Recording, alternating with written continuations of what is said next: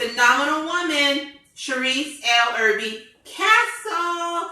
And I am so excited that you're joining us for the premiere of Phenomenology. Phenomenology, the talk show. And the talk show will be all about the science behind being phenomenal. So we will be bringing in guests. I'll be having some awesome chats with some of Arizona's finest as we go behind their phenomenal success and we discover the science, the tips, the best practices, the tools, the why that has caused them to have the type of success they have in their life and the path that they're on along their journey. And so, as you know, many of you who have been part of the P-Wing community, you know that I like to be able to really understand what's going on, because when we understand the why, when we understand what's happening behind everything that we see, then that helps us learn. That helps us push forward in our purpose, in our destiny, and all that we have to do. So I am absolutely excited. Your girl is kicking it off. We're making it happen. 2016 Phenomenology, the talk show, is here. So thank you for joining us. If you're joining us live, if you're viewing us on YouTube, please make sure you subscribe. And thank you for tuning in to our YouTube channel.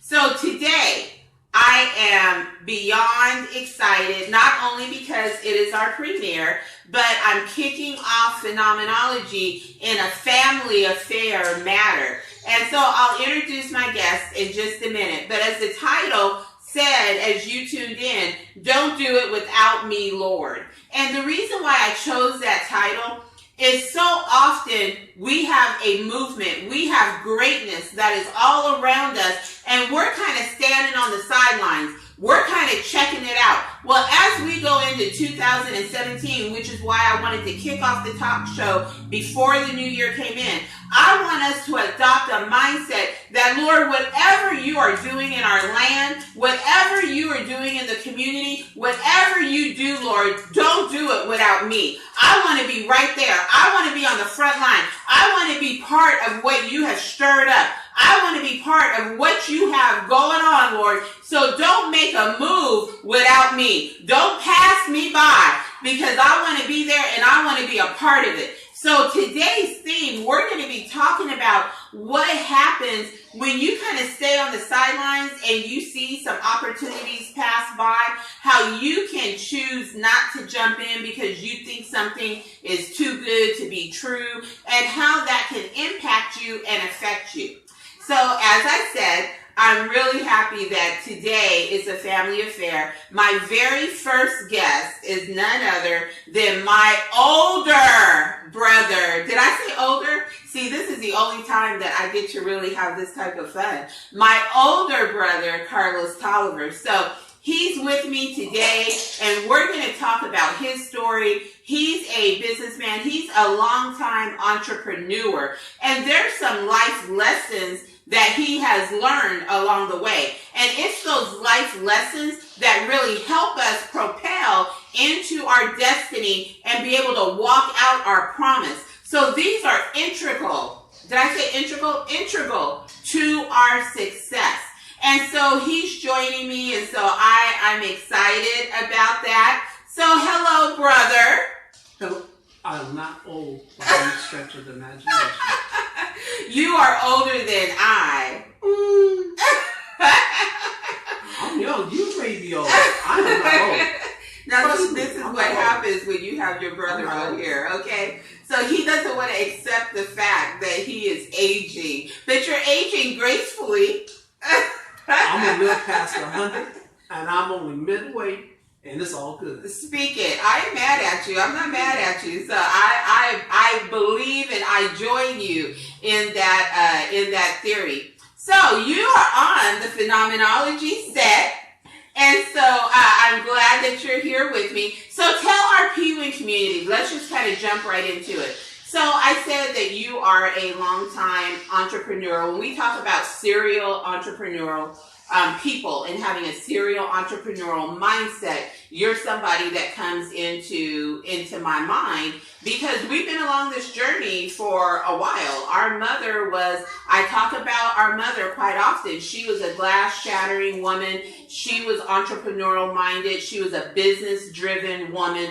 And so we got that earnestly and honestly. So tell the P-Win audience about your entrepreneurial background. How young did you start, and what types of business ventures have you been a part of?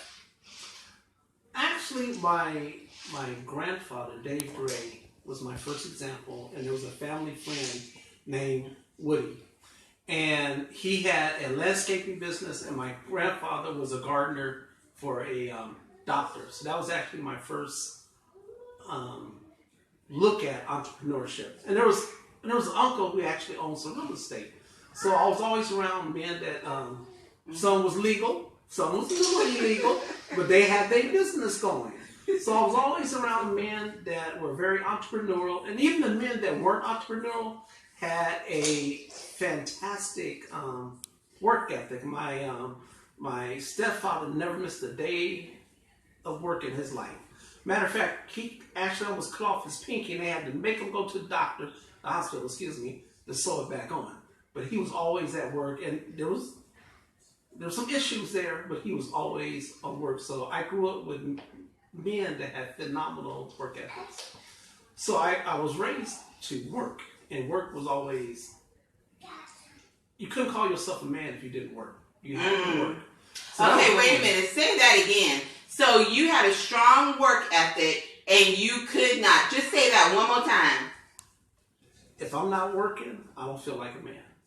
And I got to be able to provide for myself, number one. And then if I want a woman, my grandmother told me this very interesting story. And she was, so y'all don't really know my grandmother Tolliver, but she was raised on the plantation, and my great-great-grandmother was a slave. So my grandmother actually grew up on a plantation, and my grandmother's father, even though the boys were grown men, they were not allowed to get married until they owned a home, because you as a man, you didn't deserve a woman. She is your gift from God. So if you didn't have a home to bring her to, and it was like they couldn't furnish it because it was the woman's home. So she got to furnish it. But you had to bring her someplace. So that was some of the stuff. So I was always raised, you had to go to work if you was a man. So really I started working when I was 12. My grandfather would pay me to dig some holes and to beat his eyes, because his eyes were starting to get bad, and to beat a muscle. So I started there. I got my first job as a busboy at 15, so I wasn't even really old enough to legally work yet, but they got me in that. So, through high school, it was that. After I got out of high school, the bug hit me. I really wanted to work for myself, but I was still working other jobs. And I was young, still dumb, trying to feel yourself. I was partying, and, I had women on the mind. That was my number one priority, and then making some money, but I always had the thing. I had to make my money, or I could have my women. So, I always had my women, so I always had money, so I could do what I wanted to do. So time I hit about 20, well, really before then, I missed out on a golden opportunity to get into computers when it was groundbreaking. And somebody I had talked to, really respected, wasn't really, I don't know about computers, it's going to be a fad, it's going to go away. But these two guys that saw my work ethic at the job, so lesson number one, you never know who's watching you. That's good. So if you're in public and you're working, put your best foot forward. That's good. And I was a clown, so I worked hard, but people don't know me, but I like to have fun. I like to joke, and I'm always messing with you. So his sense of humor, I'm sarcastic, and if I ain't messing with you, I don't like you. I just let everybody know. I'm straight up. I don't hide nothing. If I ain't talking to you, I just don't like you. But pray, if I church, like you, pray. I'm gonna mess with you. So if I ain't never messed with you, something wrong with you. So even at work, I have fun. So I was always having fun. So I was like, these guys like, hey, look, I've been watching you work, and so that was a missed opportunity, because I could have gotten that, and I realized that later on down the road. So while I was working at this restaurant, Black Angus, it used to be at 20th Street in Camelback, the the janitors used to come in at night.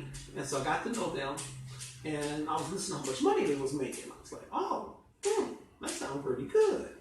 And then there used to be a couple come in all the time, and they had the janitorial service. So I was listening, and I was putting two and two together, and I was like, hey. But I had no experience at all at janitorial. I didn't even like to clean my room. My mom was screaming, yelling I at me all can the time. testify to that. Yes. Okay. So cleaning my room, that wasn't even an issue. So I'm like, now I'm gonna get to a Or the dishes. Or the dishes. Well, I was a little macho. You had women around, so why would you need to clean some dishes when you got some women around? I was a little like that. Okay. Pray church. But I do know how to wash some dishes, put some little bleach in there and everything. I'm good. Okay. So I had no idea, no experience about janitorial service. So, but I had made my mind up I was going to do this. So the paper used to always have a business opportunity section. So I was looking, I saw you could buy a janitorial franchise. So I went in and talked to the people. Then I got a partner, and they put the money. So we went in and got a janitorial franchise. And I had absolutely no experience, no nothing, no knowledge about the business. So let me ask, so since you had no experience and no knowledge about janitorial work, it was the conversation that you overheard the men at Black Angus, that you overheard them talking about, that started your wheels to churning. Okay. So what made you think that you could run a janitorial business not having any knowledge about that business, that industry? That come back to the men in my life and my mother. I was always raised, I can do whatever I wanted to do. And I've never been a person who's been ashamed of who I was. I've never been ashamed to be a black man. I've never been ashamed to be a male, because, in some society, in our society, feminist male is a bad thing. I'm an American. I'm proud to be an American. I'm a Christian. I'm proud to be a Christian. And I love my state of Arizona. I love my city. So I'm proud of all that. Been called Uncle Tom. I've been called racist, everything. But I'm proud of who I am. And I know who I am. So when I decide to go do something, I'm going to research it. I'm going to learn about it. And I'm going to go do it. And so it was... Research it, learn about it, and go do it. So if you got pen and paper right there, he just gave you 3 tips. He said research it, you got to learn about it, then you got to go do it. Got to apply. And you have to apply what it is that you have. And so you got to do the work. That's what I heard you say. You got to do the work. You got to understand what's taking place, and you can't just sit around. So you didn't just sit around and say, I wish somebody came and handed me a janitorial business. I wish somebody would hire me to work in their janitorial business. You said, I want a janitorial business, so I'm going to make it happen. Well, I had to sell it to the partner too. We had the money because I was working 2 jobs to get the money. It's like, why are you doing this? Like, really? I need, it's like, okay, let's do this. So, and they had no experience neither. They had never owned a business. So it was 2 people, never did janitorial business, never owned a business before. And so we went and talked to the franchise owner, and these people just wanted the money, and they really didn't offer any training. And they gave me just a little bit, and I had to do the rest of it was on-the-job training, figuring stuff out. So in the beginning, I lost some accounts and didn't do good until I learned. Okay, started learning. Now, some of the family friend told me, he goes, hey, your Uncle Woody said, your problems will never start. He goes, 2 things. Your problem starts when you hire employees. Up until then, you will have no headaches. And he was dead right on. Second thing, he said, never sell yourself short. Mm-hmm. Always get paid your money, because he goes, as soon as you sell yourself short, that's good. You lose. He goes, it's never ever worth it to sell yourself short. And I was like, okay. But I was young. Remember, I was 21. I was 20, barely turning 21. I actually started the business. Okay. So I get the business started, and we're going through bumps and bruises, and we're learning. My mother always taught me, be dressed right, be successful, because, she was a professional. So my first really, really big contract was with Deadwell, and I was putting a bid on 9 shopping centers out in Sun City West and Sun City. And because I had picked up a couple small contracts here and there. So this is my first really big one. And I was like, well, you know what? I always know you got to go look. So I had a suit. So I put my suit together. I didn't have a briefcase. So I went and bought me a briefcase, but the briefcase was empty. Yes, it was. So I got a bunch of stuff, papers, just whatever. I just threw it in the briefcase. So I opened it up. It looked like it was jam-packed. It looked like it was something. So I went, met with the management company at Del Webb, and I put the bid in, and so I ended up getting it.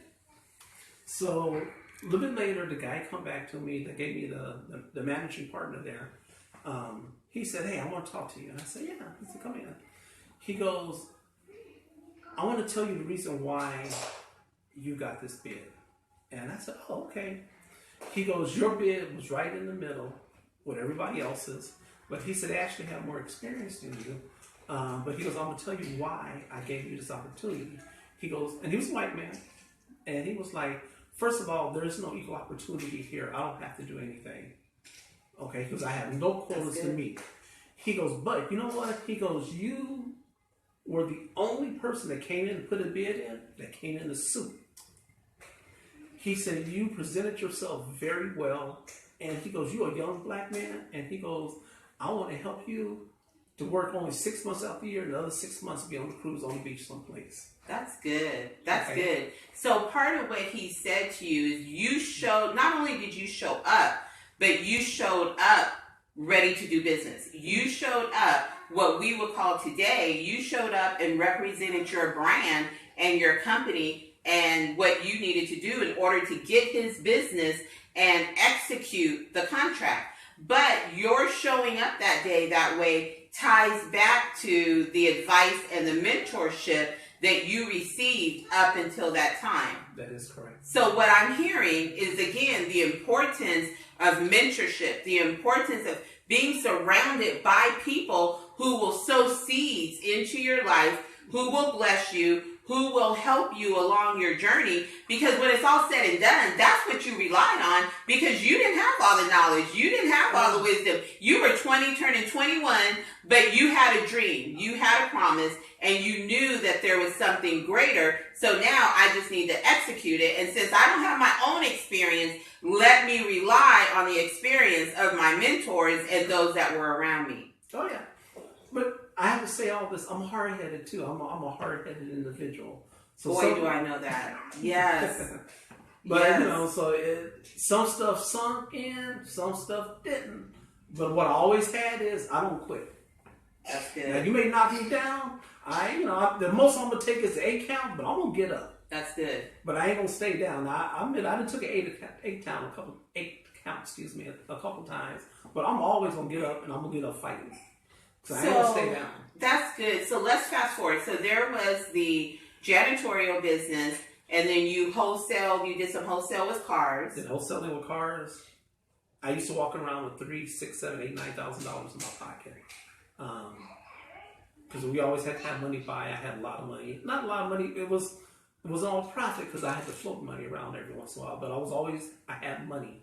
Then I got into cabs. Matter of fact, I was 22, 23, right in there. I had a Trans Am. I had a phone in it. Ooh, yeah, I got to drive it. Yes, I got to drive the black Trans Am. Now that was a benefit of having an older brother who was an entrepreneur, is that he did have that black Trans Am, and I got to drive it around. So that was a plus. That's one of the few times growing up that he actually, benefited me, and I actually got to enjoy having an older brother, because the rest of the time he picked on me. So you did some car wholesaling. Our mother was one of the first black women, probably women, period, to be an operator owner with Yellow Cab. So that introduced us into the cab business. And so you also spun off of that and had your own cabs, had your own transportation company. We co-owned 2 restaurants.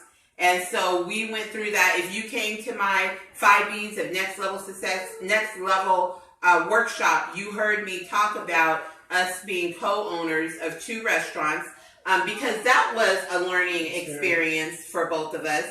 So can you tell our P-Win community, all the entrepreneurs, everyone out there listening, they may have heard my take, but, you know, in a minute or so, what's the greatest lesson you learned from being in business with your phenomenal, wonderful, brilliant, talented sister as we went into that business venture? That was tough. That's a loaded question. That's like a woman asking a married man, does my butt look fat? You can't win. No matter what you say, you lying. It's just not, that's a loaded question. You can't ask that. But I'm going to answer it because, you know, I do stuff like that. Yes. You're not scared? I'm not scared. And I do know how to be diplomatic. So, I joke around, I tell people, but this is one of these jokes that I'm actually serious about, but I'd be funny about it. I said, you know, the firstborn was supposed to get all the goodies, and then everybody else get the leftovers. Well, my mama did it the other way around. She gave me a little bit of this, but she left all the goodies for the last, which was Sharise. So she's always been smart, very smart. And so I never had doubted her smartness.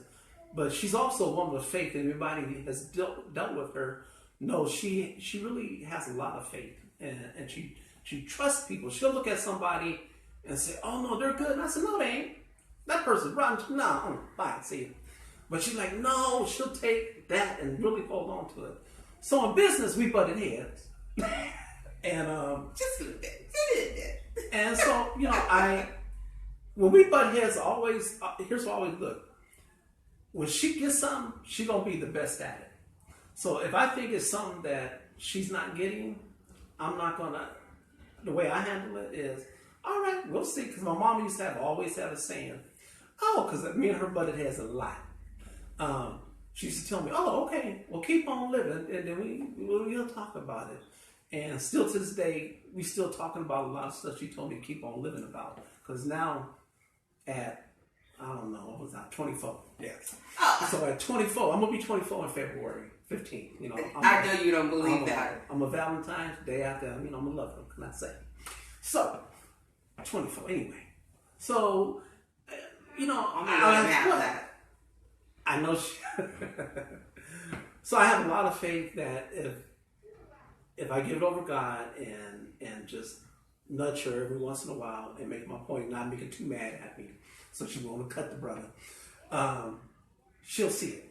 It's just being patient. And everything that I had an issue with her at the restaurant, really today she just superseded me in some of those areas. So I was like,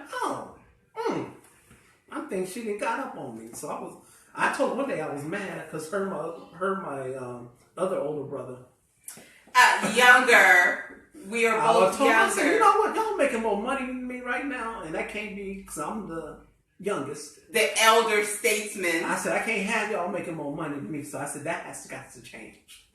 That is so hilarious. It really was. We learned a lot through that working relationship, and you do have to be careful when you go into business with family that you protect that relationship and that you understand each other's strengths and weaknesses, and then you know how to play into that. So we co-owned both restaurants, and then after the restaurants, let's kind of fast forward now because I have some hot questions for you that we got to get to. And remember, we're talking about, Lord, whatever you're going to do, don't do it without me. So I'm going to get to that in just a minute. But right now, you still have that entrepreneurial spirit and drive going on. So where are you now with your entrepreneurial endeavors? So right now, I got into direct marketing, and that was completely out of my character. I call myself a lovable loner, social learner, because I prefer to be by myself. And there's a joke about Aquarius. They say they hate people, but most people don't understand what that actually means. I hate things people do. I hate the games people play. I love people, but I don't like the games. So politics. Yes, and I'm like to be in the back.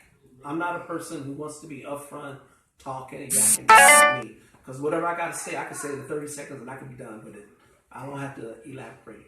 I'm a bottom line person. Just give me the bottom line.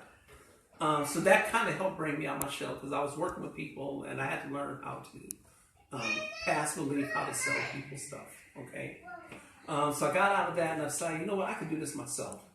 So right now, I have a partner, a friend I used to work with. So we're together and we're starting a direct marketing business. We're doing the Lifeline phones, which people call the Obama phones, which is incorrect. The proper name is Lifeline Program, and really it started with Ronald Reagan. But anyway, we'll get into all that. So we're doing Lifeline phones right now, and then we're going to be getting into energy. There's several other direct marketing stuff that we're going to be getting into. This is a very lucrative business. There's 3 types of marketing: media, print, electronic advertising. The other one is telephone sales, telephone surveys. And the other one is direct marketing. Direct marketing is your highest return, and it's also the most cost effective for companies to do. So I just started into that. Me and my partner are just getting that up and running here. The other business is the travel business. I just got started in the travel business.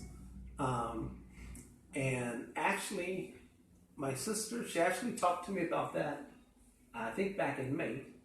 And I was like, oh, well, yeah, I like that. That's understandable. I have been planning for the last 2 years a trip to the Philippines.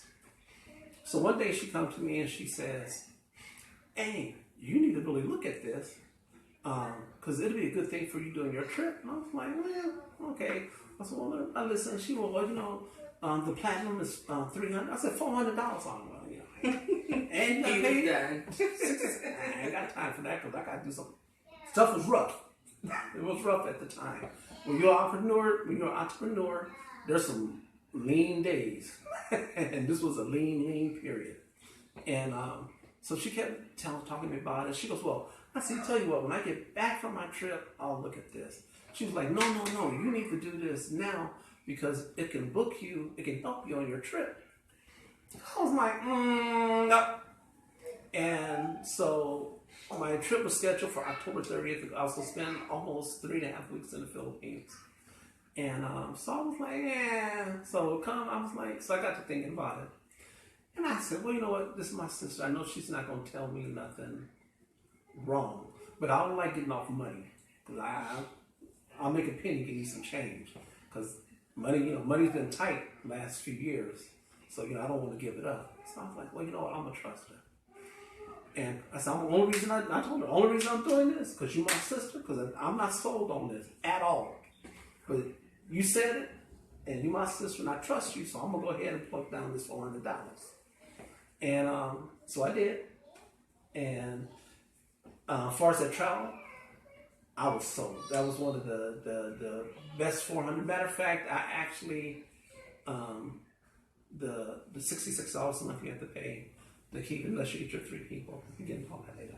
But I've actually saved that amount of money or more. And she told me, you'll save money. And I was like, But now, I love this.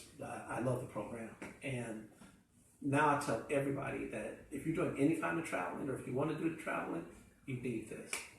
So that was like a perfect segue, because that was one of the things that stood out when we talked about it, is he shared in his brotherly way. He was like, look, the only reason I am doing this and the only reason I did it is because you're my sister. He was like, I really could have cared less about the program. I just did it because you're my sister.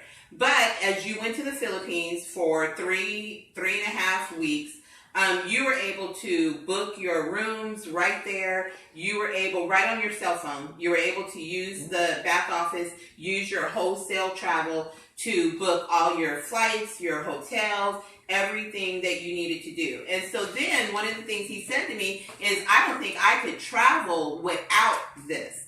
So it saved him money. Then he got excited about what it did for him and has now decided that he's creating his own home-based business.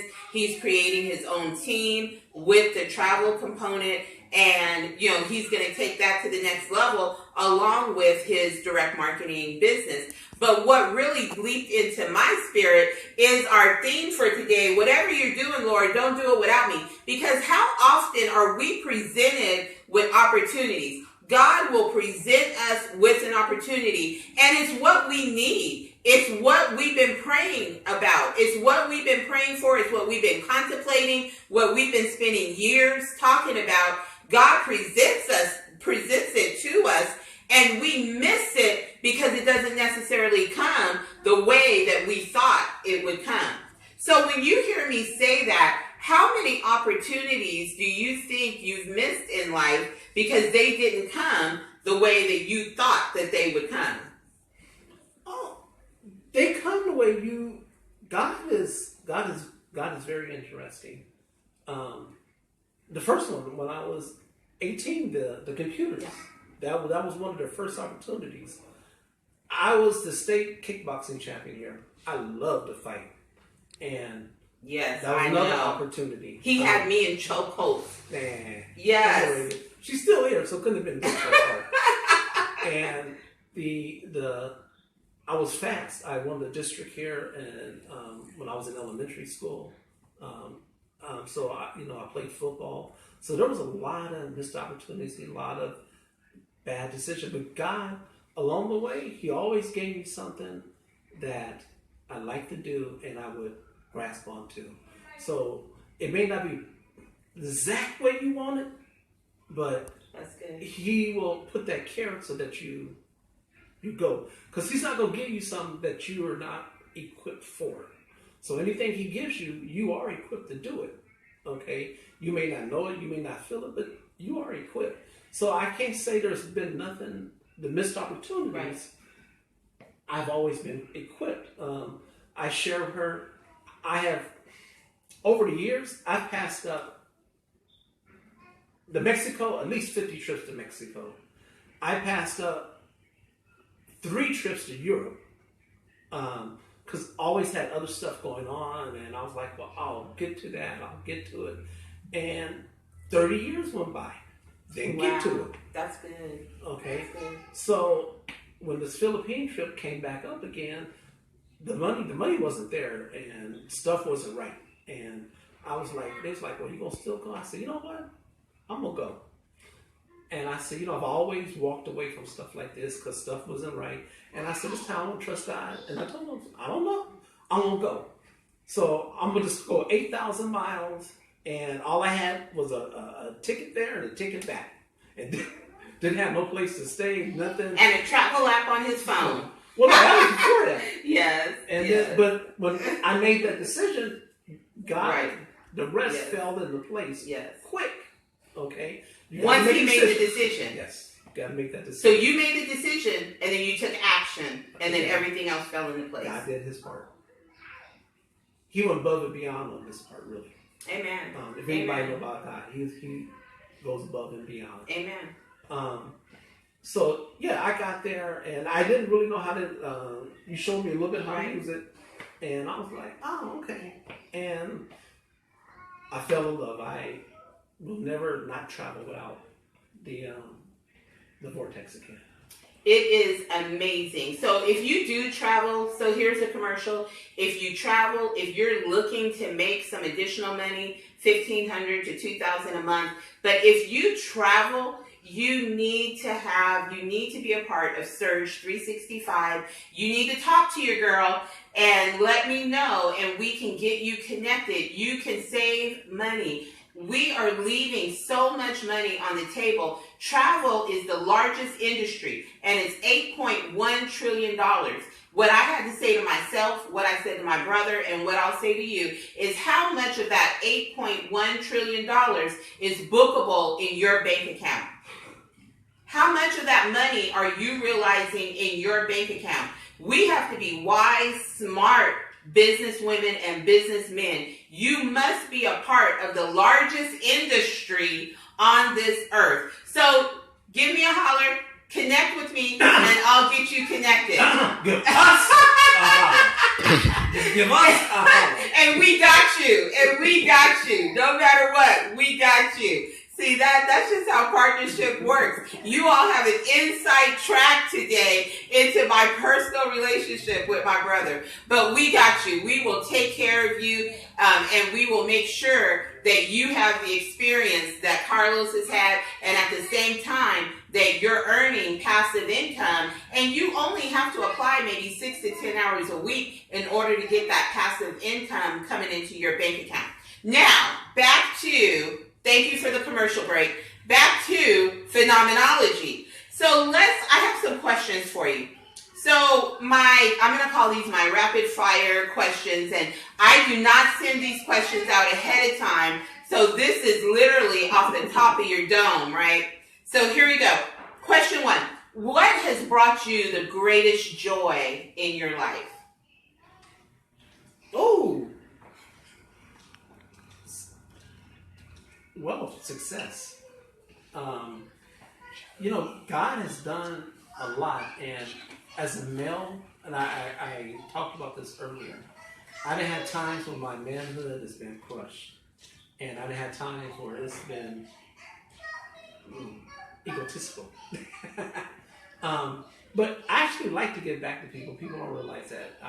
People don't realize I will give you the shirt off my back, but like with the family members, the only reason I don't give is because I don't have. But if you're close to me, I never really say no to you. I'm always going to give. So it's stuff like that people don't know. So that's the kind of stuff that makes me happy, and that's what gives me fulfillment. It's not, I like money and I like to spend money, and money really is a tool to me. It doesn't make me as a person, but when I can give to family, when I can give to my friends and actually help them out. My partner came to me, he's like, what in the world is happening? He goes, you was down then. He goes, I come back, and he said, what's going on? I said, it was God. Okay? And he was like, I haven't seen you this happy. And my brother was like, I haven't seen you this happy. I haven't seen you this excited. So to answer that question, it would be actually giving back. I like that. Giving back. Greatest joy. What has been your greatest missed opportunity? Oh, those are just too numerous. I could not pick out one because it's a domino effect. And, this is probably a selfish thing, but when my mother died, the Holy Spirit told me to kiss her goodbye, and that has weighed heavily on my heart for a long time, that I never went back in the house to kiss her goodbye. So that's probably one of the biggest missed opportunities. But yeah, there's been, and just for the record, a lot of the missed opportunities that really mean something to me, because my father just passed away this morning. And he's still here. We're still doing phenomenology. It's still taking place, even though his father, my stepfather, passed this morning. It's still happening. So again, another nugget to take away. You have to be able to stay the course. You have to be able to stay focused as you take care of yourself and your family, but you have to be able to stay on point. It would have been very easy for me to say, you know what, let's not launch the premiere today. We just had this death in our family and we're in mourning. But we have to go forward in what we're doing. And so he showed up, I'm here, and it's happening. So thank you. It's not about money. The stuff that's really important to me really is not about money. It really is family and being able to do stuff for my family. Money is just the vehicle, the tool to do it. Okay, but stuff that's really important to me really is not about money. Okay, how about your greatest accomplishment? I don't think I made it yet. That's why I'm still striving. I'm still reaching. I haven't gotten to where I want to be. I would say my kids, and my kids are doing very well. So that would be, and that's not an accomplishment on my part. They did it on their own. So to me, that would be an accomplishment that they have succeeded. I should be dead. I've done some stupid stuff.